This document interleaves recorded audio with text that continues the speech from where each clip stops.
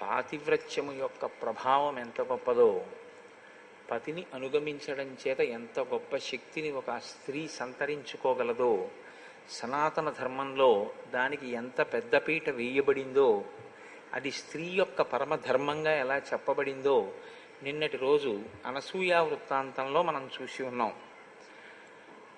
మహర్షి శ్రీరామాయణాన్ని ప్రతిపాదన చేసేటప్పుడు ఒక చోట జరిగిన సందర్భానికి తర్వాత జరగబోయేటటువంటి ఘట్టానికి ఎక్కడో ఒక సంబంధం ఉంటుంది.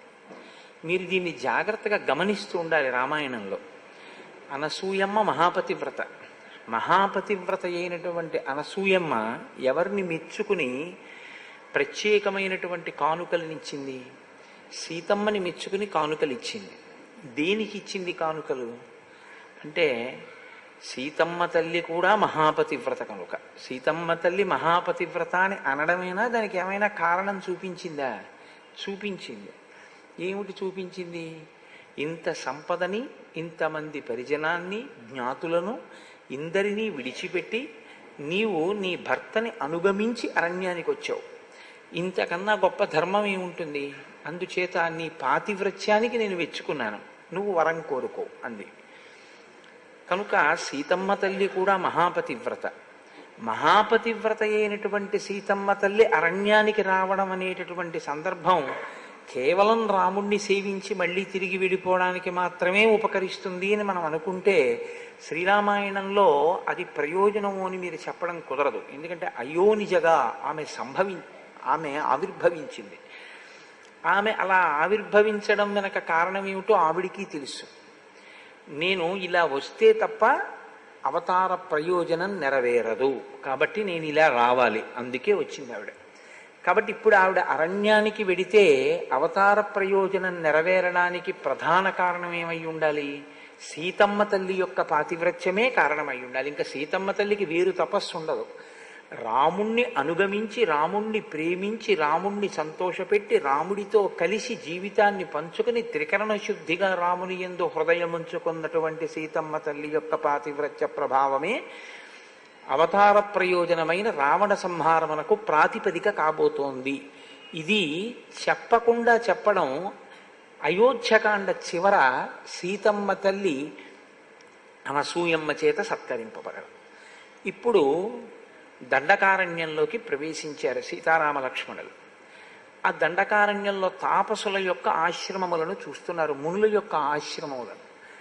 అది ఎక్కడ ఎలా ఉండాలో అలా ఉంటే అందం. మీరు ఆలోచించండి, అందం అన్న మాట మనకు ఎలా అనిపిస్తుందంటే, ఎక్కడ ఎలా ఉండాలో అలా ఉంటేనే అందంగా ఉంటుంది. ఇప్పుడు ఒక వృద్ధుడు ఉన్నాడు అనుకోండి, ఆయన ఇంట్లో ఉన్న వానప్రస్తుగా జీవితం గడుపుతున్నాడు అనుకోండి, అందంగా ఉంటుంది. ఒక యవ్వనంలో ఉన్న యువకుడు ఉన్నాడు అనుకోండి, అతను ఈశ్వరుణ్ణి నమ్ముకుని తన ప్రయత్నం తాను చేస్తూ ఈశ్వరుడి మీద భారం ఉంచుతూ రెండింటినీ సమన్వయం చేసుకుంటూ సంతానాన్ని కని పితృరుణాన్ని తీర్చుకుంటూ గ్రంథపఠనం చేస్తూ అనుష్ఠానం చేస్తూ అర్థ సంపాదన చేస్తూ ఇవన్నీ చేస్తుంటే యువకుడికి బాగుంటుంది. ఎవరు ఎలా ఉంటే అది అందంగా ఉంటుంది. అలా కాకుండా ఒకలా ఉండవలసిన వారు ఒకలా ఉన్నారనుకోండి, మీకు అది అందంగా ఏమనిపించదు, అది కొంచెం తేడాగా అనిపిస్తుంది. ఒక బ్రహ్మచారి ఎలా ఉండాలో అలా ఉంటేనే అందంగా ఉంటుంది. ఒక గృహస్థు ఎలా ఉండాలో అలా ఉంటేనే అందంగా ఉంటుంది. ఒక సన్యాసి ఎలా ఉండాలో అలా ఉంటేనే అందంగా ఉంటుంది. అంతేకాని సన్యాసి గృహస్థులో ఉన్నా, గృహస్థు బ్రహ్మచారిలో ఉన్నా, బ్రహ్మచారి సన్యాసిలో ఉన్నా అది బాగుండదు. ఎవరు ఎలా ఉండాలో అలా ఉండాలి. ఆ ఉండడం అన్నదానికే నిష్ఠ అని పేరు. అలా ఉండడమే నిష్ఠ, అలా ఉండడమే శ్రద్ధ. అది శాస్త్రమునందు తాను ఆ ఆశ్రమంలో ఉండడానికి ఉన్నటువంటి ప్రయోజనాన్ని సిద్ధింపచేసుకునేటటువంటి ప్రయత్నం. మనకి సనాతన ధర్మంలో ఈ ఆశ్రమ ప్రవేశము అనేటటువంటిది ఉత్తినే పెట్టలేదు.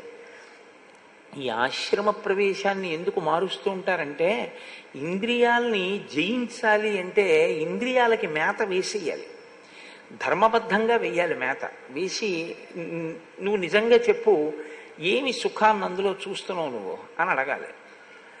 అలా ప్రశ్న వెయ్యగా వెయ్యగా వెయ్యగా వెయ్యగా అవి కొన్నాళ్ళకి పరిశీలన అలవాటు చేసుకుని మనసు అంటుంది, నిజమే ఏముంటుంది ఇందులో సుఖం అంటుంది. అంటే మీరు నేను చెప్తున్న మాటని ఏదో ఒక్క విషయానికి అన్వయం చేయకండి. నేను చెప్పేది ఏ విషయమైనా అంతే. ఒక మధుర పదార్థాన్ని భుజించడం, లేకపోతే ఏదో ఎప్పుడు విహారం చేస్తూ ఉండాలనేటటువంటి కోరిక, లేకపోతే భార్య సంతానములందు వ్యామోహంతో ఉండడం, బాగా పరిశీలనం చేస్తుంటే ఏమవుతుందంటే ఇవన్నీ ఏముందండి పెద్ద విషయం ఏమిటి ఇందులో, ఏమిటి సుఖం ఇందులో, ఇవాళ సుఖం రేపటి దుఃఖంలా ఉంటుంటుంది అనిపిస్తుంది. అలా అనిపిస్తే ఏమవుతుందంటే మీకు దాని యందు వ్యామోహం తెగుతుంది. ఇదే అన్నమాచార్యులు వారు అంటారు, నేను కోసుకుందామంటే తెగవి కట్లు, నువ్వు కొయ్యాలి కట్లు అంటారు. అంటే ఈశ్వరానుగ్రహము చేత ఆ వైరాగ్య సంపత్తి రావాలి. ఆ వైరాగ్య సంపత్తి వచ్చి ఒక్కొక్క ఆశ్రమంలో ఒక్కొక్క ధర్మాన్ని తీసుకుంటూ తను పండుతాడు. పండి చిట్ట చివరికి మనుష్య జన్మలో ఈశ్వరుణ్ణి చేరుకునేటటువంటి ప్రయత్నంలో కృతకృత్యుడు కావాలి. ఒకవేళ అలా కాలేకపోయినా కనీసంలో కనీసం ఏమిటంటే ఇంతకన్నా ఉత్తమమైన స్థితిలో వచ్చే జన్మలో పుట్టగలగాలి. అంటే ప్రయత్నం ఎలా ఉండాలి అంటే ఈ జన్మలో అనుష్ఠానమునకు ఏ ఆలంబనం మీకు దొరకలేదో ఆ ఆలంబనం పుట్టుక చేత మీకు లభించాలి. అంటే ఏ వేదాంగములు చదువుకున్నటువంటి ఒక పరమ భక్తుడైనటువంటి మహాపురుషుడు కడుపున పుట్టి చిన్నతనంలోనే ఆయన ఇంట్లో ఆయన కొడుకుగా పెరుగుతూ ఆయన ఒళ్ళో కూర్చుని వేదాంగములు నేర్చుకుని ఈశ్వరుణ్ణి అనుష్ఠించి చక్కగా ఆ ధర్మబద్ధమైనటువంటి జీవితం చేత జీవితాన్ని పండించుకునేటటువంటి అదృష్టం వచ్చే జన్మకి కలిగేటట్టుగా ఉపాసన ఈ జన్మలో నడవవలసి ఉంటుంది. లేకపోతే తిరియక్కుల్లో వెళ్ళిపోతాడు. పెద్ద సమస్య అక్కడ వస్తుంది. తిరియక్కంటే మీరు ఎప్పుడో ఒకటే గుర్తుపెట్టుకోండి, తిరియక్కంటే వెన్నుపాము పైకి లేచే అవకాశం లేని దానికి తిరియక్కని పేరు. అడ్డంగానే ఉంటుంది, పుట్టి నుంచి మొదలు చనిపోయే వరకు దాని పెరుగుదల భూమికి అడ్డంగా ఉంటే తిరియక్ అంటారు. అటువంటి తిరియక్కుల్లోకి వెళ్ళిపోతాడు. కాబట్టి ఇప్పుడు దండకారణ్యంలో తాపసుల యొక్క ఆశ్రమములను చూస్తూ వెడుతున్నారు రామచంద్రమూర్తి. ప్రవిశ్యతు మహారణ్యం దండకారణ్యమాత్మవాన్ దదర్శ రామో దుర్ధర్ష తాపసాశ్రమ మండలం. దండకారణ్యమునందు ప్రవేశించినటువంటి రాముడు తిరుగులేని మహావీరుడు, ధైర్యశాలి. అటువంటి వాడు ఆ తాపసుల యొక్క ఆశ్రమాలన్నిటినీ కూడా చూస్తున్నాడు. కుశచీర పరిక్షిప్తం బ్రహ్మ్యాలక్ష్మ్యా సమావృతం యథా ప్రదీప్తం దుర్దర్శం గగనే సూర్యమండలం. అక్కడ ఉన్నటువంటివి కుశచీర పరిక్షిప్తం, ఎక్కడ చూసినా దర్భలు కనపడుతున్నాయి. దర్భలు కనపడుతున్నాయి అంటే అర్థం ఏంటంటే కర్మానుష్ఠానం బాగా జరుగుతోంది అని గుర్తు. పరమ భక్తితో కూడినటువంటి కర్మాచరణమే చిట్ట చివరికి జ్ఞానంగా మారిపోతుంది. అయితే భక్తితో కూడిన కర్మాచరణము ఎప్పుడు జ్ఞానం అవుతుంది అని మీరు నన్ను అడిగారనుకోండి, ఆ ప్రశ్నకి జవాబు మాత్రం ఉండదు. అది నేను కాదు, సశాస్త్రీయంగా చెప్పడం చాలా కష్టం. భక్తితో కర్మాచరణ మీరు చేసుకుంటూ వెళ్ళడమే. అందుకే మీరు ఏది చేస్తున్నా మీరు అది ఎందుకు చేస్తున్నారో మీకు తెలిసి ఉండాలి. భక్తితో కూడిన కర్మాచరణము అన్న మాటకు అర్థం ఏమిటో తెలుసా అండి? సంస్కరణ ఎవరికి? అవయవములకు ఉండదు. మీరు బాగా గుర్తుపెట్టుకోండి, వాటికి శౌచం ఉంటుంది అంతే. ఇప్పుడు నా శరీరమునకు ఏముంటుంది? శౌచమును సిద్ధింపచేయాలి. దీనికి శౌచం కలగాలంటే ఏం చేయాలి? స్నానం చేయాలంతే. స్నానం చేస్తే దీనికి శౌచం వస్తుంది. మనసుకి స్నానం చేయిస్తారా? కుదరదు. మరి మనసుకి ఎలా వస్తుంది శౌచం? సంస్కారము చేత వస్తుంది. సంస్కారము దేని చేత వస్తుంది? శిక్షింపబడిన బుద్ధి చేత వస్తుంది.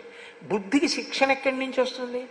గురువు యొక్క ప్రవచనము చేత, గురువు గారి యొక్క వాక్కుల చేత. వాటి యందు తదేక దృష్టితో విని వాటిని మనసులో నిలబెట్టుకోవడం చేత బుద్ధికి శిక్షణ వస్తుంది. అందుకని ఇప్పుడు అక్కడ ఏం జరుగుతోందని గుర్తు? దర్భలు ఉన్నాయంటే కర్మాచరణము జరుగుతోందని గుర్తు. ఎటువంటి కర్మాచరణము? భక్తితో కూడినటువంటి కర్మాచరణము జరుగుతోంది. వేదమును ప్రమాణంగా తీసుకుని, శాస్త్రాన్ని ప్రమాణంగా తీసుకుని దర్భ అనేటటువంటిది వాడకుండా ఏదీ సాధ్యం కాదు. శౌచము కలిగి చక్కగా ఆసన సిద్ధి కలగాలంటే ఓ దర్భాసనం వేసి కూర్చుంటారు. కూర్చోవడం దగ్గర నుంచే దర్భాసనం. కాబట్టి ఆ దర్భాసనం, ఆ దర్భ ఉంగరం వేలుగు పెట్టుకోవడం, వాళ్ళ అడవిలో ఉన్నప్పుడు వాళ్ళేం బంగారపు ఉంగరాలు అవి పెట్టుకునే అవకాశాలు ఏమి ఉండవు. కాబట్టి ఓ పవిత్రం అంటే దర్భని ముడి వేసుకుని వేలుగు పెట్టుకుంటారు. ఏది చేసినా దర్భలతో చేయబడినటువంటి కూర్చె పట్టుకుంటారు. ఆ కూర్చె పట్టుకుంటే అది పరమ పవిత్రం. ఆ కూర్చెతో పట్టుకుని ఆ కూర్చెతో ఏ పనైనా చేస్తే. కాబట్టి అక్కడ అన్ని దర్భలు ఉన్నాయి. బ్రహ్మ్యా లక్ష్మ్యా సమావృతం. అక్కడ ఉండేటటువంటి మనుష్యులు బ్రహ్మతేజస్సు చేత విరాజిల్లుచున్నారు. ఇది చాలా గొప్ప మాట అండి నిజంగా. అది మీరు లోపల అనుభవించాలి. రామాయణంలో బాహ్యమునందు శోభ వేరు, బ్రహ్మ తేజస్సు వేరు. ఈ రెండిటికి ఒక భేదం ఉంటుంది. ఏమిటంటే శోభ ఒక అందం కాలగతి ఎందు తరిగిపోతుంది, లేకపోతే వికారమును పొందుతుంది. ఏమిటి ఆయనే అలా ఉన్నారు అంటారు. ఏదో శరీరంలో తేడా వచ్చిందనుకోండి, ఒళ్ళంతా మచ్చలు వచ్చాయనుకోండి, వస్తే ఓ సంవత్సరం క్రితం స్ఫురద్రూపిగా మెరిసిపోయిన వాడు ఈ సంవత్సరం మీరు చూసేటప్పటికీ మచ్చలతో చూడ్డానికి పిల్లలు భయపడేటట్టుగా అయిపోతాడు. ఆ అందం శాశ్వతము అని మీరు చెప్పడం చాలా కష్టం. జర అని ఒకటి ఉంటుంది, వృద్ధాప్యం. ఆ వృద్ధాప్యం వచ్చేటప్పటికి ఎవరందరం నిలబడే అవకాశం ఉండదు. బ్రహ్మతేజస్సు అలా కాదు. ఈశ్వరుణ్ణి మీరు ఆరాధించగా శరీరము జర్జరీభూతం అవుతుంది, అంటే ముడతలు పడిపోతుంది. కానీ ఆయన నడిచి వస్తున్నాడు అనుకోండి, ఆ నడకలో ఏమీ ఆ వేగం ఏమి ఉండదు. వృద్ధాప్యంలో ఉన్నవాడు ఎలా నడుస్తాడో అలాగే నడుస్తూ ఉంటాడు. బాగా వృద్ధాప్యం వచ్చిన వాడు నోరు తెరుచుకుని అలా ఎలా నిలబడతాడో అలాగే నిలబడతాడు. కానీ మీరు అలాంటి వాళ్ళని ఎవరినైనా చూసి ఉంటారు జీవితంలో. అనుష్ఠాన బలం చేత వారు ఏమైపోతారంటే ముఖం దీప్తితో ప్రకాశిస్తుంది. ముఖమునందు ఆ వర్చస్సు వస్తుంది. నేను కాశీపట్టణంలో చూశాను కొంతమంది అటువంటి పెద్దల్ని ప్రయత్నపూర్వకంగా వారి చిరునామాలు తీసుకుని వారి దర్శనం కోసం నేను కొన్ని గంటలు ఎదురు చూసి అటువంటి మహాత్ముల దర్శనం చేసి నేను బ్రహ్మవర్చస్సు అంటే ఏమిటో చూసి, అందులో ఒక ఆయన నన్ను పిలిచి, ఇన్ని గంటలు దేని కొరకు ఎదురు చూసావు నా దర్శనానికి అని అడిగారు. అంటే నేను మీ బ్రహ్మవర్చస్సుని చూడ్డానికే కూర్చున్నాను అన్నాను. ఆయన చాలా సంతోషించి నాకు ఆయన చెయ్యి చూపించారు. నేను ఆశ్చర్యపోయాను. ఆయన చేతిలోకి త్రిశూలం వచ్చేసింది. గీత త్రిశూలం కింద మారిపోయి నేను కొద్ది రోజుల్లో ఈశ్వరుణ్ణి చేరిపోతున్నానయ్యా, నువ్వు మళ్ళీ వచ్చేటప్పటికీ నీకు నా దర్శనం ఉండదు, ఇదే నా చిట్ట చివరి దర్శనం, నువ్వు ఇంత ఆర్తి పొందావు కాబట్టి నీకు ఒకసారి నేను కనపడాలనుకున్నాను అని నాకు ఆయన ఆ సమయంలో రుద్రాక్ష మాల కూడా బహూకరించారు. నేను ఆ తర్వాత ఒక నెలకే హైదరాబాద్లో నాకు మిత్రుడైనటువంటి ఒక డాక్టర్ గారు నాకు ఫోన్ చేసి చెప్పారు, మీరు ఎవరి దర్శనం కోసం కొన్ని గంటలు ఎదురు చూసి దర్శనం చేసుకున్నారో ఆయన కాశీ విశ్వనాథ దేవాలయంలో పరమశివుడి ముందు నిలబడి ఆ కూర్చుని అభిషేకం చేస్తూ అకస్మాత్తుగా ఏమైందో తెలియదు. నమస్తే అస్తు భగవన్ విశ్వేశ్వరాయ మహాదేవాయ త్రయంబకాయ త్రిపురాంతకాయ త్రికాగ్నికాలాయ కాలాగ్నిరుద్రాయ నీలకంఠాయ మృత్యుంజయాయ ఆగిపోయినట్టు. మృత్యుంజయాయ అని అభిషేకం చేస్తున్న ఆయన చెంబు అలాగే ఆగిపోయింది, అంతే పడిపోయింది కింద. వెళ్ళి చూశారు, కూర్చున్నవారు కూర్చున్నట్టే అలాగే నోరు తెరిచి బ్రాహ్మీభూతులైపోయారు, ఆయన శరీరాన్ని విడిచిపెట్టేశారు. అలా అది వయస్సుతో పోయేటటువంటి శోభ కాదు, నిరంతరం ఈశ్వరుణ్ణే తిప్పి మనసులో ఎప్పుడూ ఈశ్వరుడు గురించి తపించినటువంటి వాళ్ళ యొక్క ముఖమునందు ఆ బ్రహ్మ తేజస్సు వస్తుంది. అది ఒక్కొక్క చోట వయస్సుతో కూడా సంబంధం ఉండదు. వాళ్ళ యొక్క స్థితి శుకబ్రహ్మ పొందలేదా, కాబట్టి ఒక్కొక్కరికి చిన్న వయస్సులోనే వచ్చేస్తుంది. ప్రహ్లాదాదులకు పసితనం నుంచి భక్తి అలవడడం ఈశ్వరుని యొక్క అనుగ్రహం. కాబట్టి అటువంటి స్థితిని పొందినటువంటి బ్రహ్మ తేజస్సు కలిగిన వారు ఉన్నారు. అది ఎలా ఉందిట ఆ తాపసాశ్రమ మండలం? మధ్యాహ్న కాలమునందు ఆకాశం ఎలా ఉంటుందో దుర్నిరీక్ష్యంగా వాళ్ళని ఇలా పట్టి చూడడం కూడా కష్టంగా ఉందిట, అంత బ్రహ్మ తేజస్సుతో వెలుగొందుతున్నారు. అలా ఉంటే, ఆ అందం ఉంటే అవి తాపసుల యొక్క ఆశ్రమాలు. అలా ఉండాలి ఆశ్రమాలంటే. కాబట్టి శరణ్యం సర్వభూతానాం సుసుమృష్ణాజిరం తథా మృగైర్బహుభిరాకీర్ణం పక్షి సంఘై సమావృతం వాళ్ళు అక్కడ ఉన్నటువంటి వాళ్ళు ఆ ఆశ్రమం అంతా కూడా చక్కగా శుభ్రం చేయబడి ఉంది. అంటే శిష్యులు వివిధ స్థాయిలలో ఉంటారు. కొంతమంది శిష్యులు ప్రారంభంలో ఏమిటంటే ముందు ఆశ్రమాన్ని అంతటినీ తుడవడం, గురువుగారి శుశ్రూష చేయడం, గురువుగారికి కావలసినటువంటి పదార్థాలన్నీ అక్కడ పెట్టడం, ఏ పదార్థం ఎంత తీసుకొచ్చి అక్కడ పెట్టాలో ఇవి ముందు నేర్చుకుంటారు. అసలు అన్నిటికన్నా ముందు ఏం నేర్పుతారంటే దర్భ కొయ్యడం నేర్పుతారు. ఎంతవరకు కొయ్యాలి, ఏది కొయ్యాలి, మనకి పనికిరాని దాన్ని కొయ్యకుండా ఉండాలి, పనికొచ్చేదే కొయ్యాలి. కౌశలం. ప్రకృతిలో మనకి అక్కర్లేదు ఇది అన్నదాని జోలికి మనం వెళ్ళకూడదు. ఈశ్వరుడిది ఈశ్వరుడికి వదిలిపెట్టేయాలి. అపరిగ్రహము అంటారు. తనకెంత కావాలో అంతే తీసుకుంటాడంతే తప్ప తనకు అవసరం లేకపోయినా ఈశ్వరుడి సొత్తుగా భావించి అందులోంచి తాను పుచ్చుకోడు. దీన్ని అపరిగ్రహము అంటారు. అపరిగ్రహం చేతనే ఈ దేశం సుసంపన్నమై ఉండేది ఒకప్పుడు. ఎందుకంటే తనకు అక్కర్లేదు, ఇంకా తను తీసుకుని దాచేవాడు కాదు. తనకెంతవరకు అవసరమో అంతవరకే వాడుకునేవారు ప్రకృతి వనరుల్ని. కాబట్టి అక్కడ ఉండేటటువంటి వాళ్ళందరూ కూడా శరణ్యం సర్వభూతానాం, సర్వభూతములకు కూడా సురక్షితమైనటువంటి నివాస భూమి. అంటే వాళ్ళు జీవహింస చెయ్యరు, దేని జోలికి వెళ్ళరు, దేన్ని హింస చెయ్యరు. కాబట్టి అన్నీ అక్కడికి చేరిపోతాయి. వాళ్ళు కృష్ణాజినాన్ని చక్కగా ఆ జింకల యొక్క చర్మాన్ని వాటిని ఆ ధరించిన వారై ఆశ్రమం అంతా చక్కగా తుడవబడి మృగైర్ బహుభిరాకీర్ణం, అనేకమైనటువంటి మృగములు అక్కడ సంచరిస్తున్నాయి. అంటే మృగము అనేటప్పటికి ఏమిటంటే ఒకదాన్ని ఒకటి చెనకడం దాని స్వభావం, జాతి వైరం ఉంటుంది. ఇది మనకేమైనా చేసిందా అని ఉండదు. ఒక చూలుతో ఉన్నటువంటి ఆవుని ఒక పెద్ద పులి తరుగుతుంది, తరిమి చంపేస్తుంది. అప్పుడు పెద్ద పులికి పాపం వచ్చిందా అని మీరు అడిగితే అలా ఏం ఉండదు. అది మృగములకు సహజమైనటువంటి వైరం. అవి ఒకదాన్ని చూస్తే ఒకటి కన్నెర్ర చేస్తాయి. అటువంటిదేం లేదు. లేకుండా మృగైర్ బహుభిరాకీర్ణం, అనేకమైనటువంటి మృగములు అక్కడ సంచరిస్తున్నాయి. పక్షి సంఘై సమావృతం, అనేకమైనటువంటి పక్షులు ఆ చెట్ల నిండా గుంపులు గుంపులుగా చేరి అరుస్తూ గూళ్ళు కట్టుకుని ఉన్నాయి.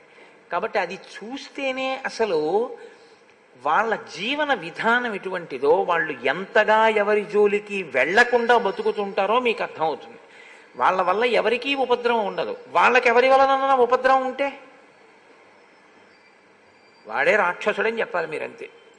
ఎవడికి అపకారం చేయని వాడి జోలి మీకెందుకండి అంటే రాక్షసుడు అని గుర్తు అనమాట. కాబట్టి వాళ్ళ జోలికి వెళ్ళిన వాళ్ళని రాక్షసులు అంటాడు రాముడు, అదే గుర్తు మీకు. కాబట్టి ఫలమూలాశనైర్దాంతై చీరకృష్ణాజినాంబరై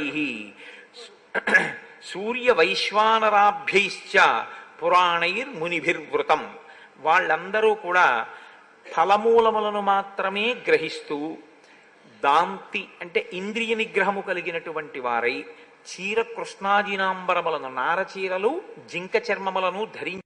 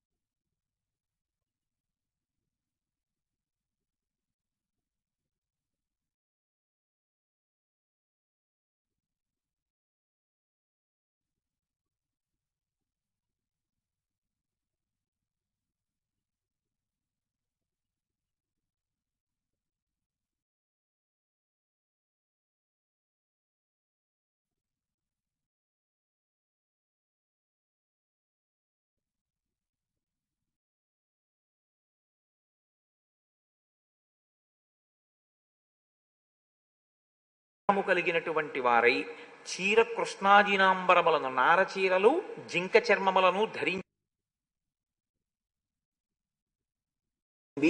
అని మీరు అనవలసి ఉంటుంది కదా. ఇది చెప్పడం మహర్షి యొక్క గొప్పతనం. కాబట్టి ఇప్పుడు ఆయన అంటున్నారు, సదృష్ట్వా రాఘవ శ్రీమాన్ తాపసాశ్రయ మండలం అభ్యగచ్చన్ మహాతేజ విద్యం కృత్వా మహద్ధను కళ్యాణ గుణ సంపన్నుడైనటువంటి ఆ రామచంద్రమూర్తి సీతాలక్ష్మణులతో కలిసి తాపసాశ్రమ మండలం మీదుగా వస్తుంటే అక్కడ ఉన్న వాళ్ళందరూ కూడా ఒక్కసారి ఆ ముగ్గురిని చూశారు. రూపసంహవనం లక్ష్మీం సౌకుమార్యం సువేషతాం దదృశుర్ విస్మితాకార రామస్య వనవాసినః. అదిట రూపసంహననం. ఆ రూపము రాముడిది అవయవముల యొక్క పొందికని చూశారట. అవయవముల యొక్క పొందిక అన్న మాట గురించి నేను చెప్పాలి అంటే, ఒక ఆయనకి కాళ్ళు పొడుగ్గా ఉంటాయి, కానీ దానికి తగినటువంటి రీతిలో వక్షస్థలం తలకాయ ఉండవు. లేకపోతే కొంతమందికి పొడుగ్గా ఈ వక్షస్థలం ఉంటుంది, దానికి తగినట్టు కాళ్ళు ఉండవు. కాళ్ళు పొడుగ్గా ఉంటే దానికి తగినట్టు చేతులు పొడుగ్గా ఉండవు. ఇవన్నీ బాగానే ఉంటే ఏదో కుండబోర్లించినట్టు తలకాయ ఉంటుంది. అలా కాదు, ఏ అవయవాన్ని మీరు చూస్తే ఒక అవయవానికి తగినట్టుగా మిగిలిన అవయవాలు కూర్చబడి ఉన్నాయి. అంటే బాగా మీకు నేను ఉపమానం చెప్పాలి అంటే, వెంకటేశ్వర స్వామి వారి యొక్క మలయప్ప స్వామి వారికి కట్టేటటువంటి పూలదండ ఎంత పొందిగ్గా కొలతకి సరిపోయేటట్టు రంగురంగులుగా ఉంటుందో, తెల్లపూలు, ఎర్రపూలు, ఆకుపచ్చ పూలు ఖచ్చితంగా మూర్తికి సరిపడేటట్టుగా ఎలా అక్కడ తయారు చేస్తారో, ఆ మాల ఎంత అందంగా ఉందో రాముని అవయవముల యొక్క పొందిక అంత అందంగా ఉంది వాళ్ళకి. అది లక్ష్మీం. ఆ పొందికకి వాళ్ళు తెల్లపోయాక అసలు అదేంటి, ఆ కాళ్ళేమిటి, ఆ చేతులేంటి, ఆ కళ్ళేమిటి, ఏది చూసిన వాడు దానికే మురిసిపోతున్నాడు. ఆజానబాహుం అని ఒకడు, అరవింద దళాయతాక్షం అని ఒకడు. ఏమందం ఏమందం, ఏమి శోభ అని అందరూ ఆ అవయవముల యొక్క పొందికని చూసి సువేషతాం, ఎంత అందమైన రూపం అంటున్నారట. దదృశుర్ విస్మితాకార అంటే విస్మయాన్ని, ఆశ్చర్యాన్ని కల్పించేటటువంటి ఆ ఆకారాన్ని రామస్య వనవాసినః. ధనస్సు పట్టుకుని వనంలో తిరుగుతున్నాడే, ఇంత అందంగా ఉన్నాడేమిటి అని వాళ్ళందరూ కూడా చాలా ఆశ్చర్యంతో రాముడి వంక చూస్తూ అలా ఉండిపోయారంతే. అంటే ఇక వాళ్ళ పనుల్లోకి వాళ్ళు వెళ్ళలేనంతగా ఆ రామచంద్రమూర్తి యొక్క అందం వైపుకి వాళ్ళు ఆకర్షింపబడ్డారు. మగవాళ్ళై మగవాని యొక్క అందానికి అంత ఆకర్షింపబడ్డారు. అందుకే కదా నీరాజనమిస్తే పుంసాం మోహన రూపాయ పుణ్యశ్లోకాయ మంగళం. మగవాళ్ళని కూడా ఆకర్షించగలిగినటువంటి అందం ఉన్నటువంటి ఓ రామ, నీకు నమస్కారం అని చెప్పి ఆయనకి మంగళహారతి ఇస్తూ ఉంటారు. ఇప్పుడు వాళ్ళందరూ కూడా రాముణ్ణి, రాముడి చేతిలో ధనస్సుని, ఆ గుండ్రటి బాహువుల్ని, బలిసినటువంటి వక్షస్థలాన్ని, ఆయన యొక్క సాముద్రిక లక్షణాల్ని, ఆయన యొక్క తేజస్సుని, ఆ పరాక్రమాన్ని, ఆ నడకని, ఆ గాంభీర్యాన్ని చూస్తే వాళ్ళకొక నమ్మకం వచ్చింది. ఏ నమ్మకం వచ్చింది వాళ్ళకి అంటే, ఈయన మనం తపస్సు చేసుకోవడానికి ఏది ప్రతిబంధకంగా వచ్చిందో దాన్ని తొలగించగలిగిన వాడు అని నమ్మారు వాళ్ళు. ఏమిటి వాళ్ళకి ప్రతిబంధకం తపస్సు చేసుకోవడానికి? రాక్షసులే. కాబట్టి ఇప్పుడు ఆ రాక్షసుల యొక్క పీడ నుండి ఈయన తప్పించగలిగిన వాడు అని వాళ్ళకి విశ్వాసం కలిగి వాళ్ళు వచ్చి ఆయనకి కందమూలములను, ఫలములను, పుష్పములను అన్నిటినీ కూడా సమర్పించి అర్ఘ్యపాద్యాదులనిచ్చి ఆ రామచంద్రమూర్తిని, లక్ష్మణుణ్ణి, సీతమ్మని కూర్చోపెట్టి వాళ్ళు రాముడితో అంటున్నారు. మునులు మాట్లాడడం అంటే లేకి మాటల్లా ఉండవు అవి. మీరు వచ్చారు, మమ్మల్ని తప్పకుండా రక్షించాలి, రాక్షసులు చాలా ఇబ్బంది పెట్టేస్తున్నారు అని చెప్పి బొత్తిగా ఏదో అయిందానికి కాందానికి అప్లికేషన్లు పెట్టుకునే వాళ్ళల్లా ఉండదు అలాగా. కాబట్టి ధర్మపాలో జనస్యాస్య శరణ్యస్త్వం మహాయశాః పూజనీయశ్చ మాన్యశ్చ రాజా దండధరో గురుః. నీవు రామ మా వర్ణాశ్రమమైనటువంటి ధర్మములను కాపాడగలిగినటువంటి సహజమైన క్షత్రియ లక్షణం ఉన్నవాడివి, పుట్టుకతో క్షత్రియుడివి. కాబట్టి ఇప్పుడు వర్ణాశ్రమ ధర్మములు నువ్వు కాపాడాలి. మా ధర్మం ఏమిటి? తపస్సు చేసుకోవడం. కాబట్టి మా ధర్మంలో మేము ఉన్నాం. మా ధర్మం మమ్మల్ని చేసుకోనివ్వకుండా అడ్డొస్తున్నది ఏదో, దాన్ని నువ్వు తొలగించవలసి ఉంటుంది. దానికి మేము నిన్ను శరణాగతి చేస్తున్నాం. శరణాగతి అనేటటువంటిది మీరు ఒక మాట బాగా గుర్తుపెట్టుకోవాలి. నోటితో శరణాగతి చేయడం చాలా తేలిక. శరణాగతి నోటితో చేయడం అంత తేలిక లోకంలో ఇంకేమీ ఉండదు.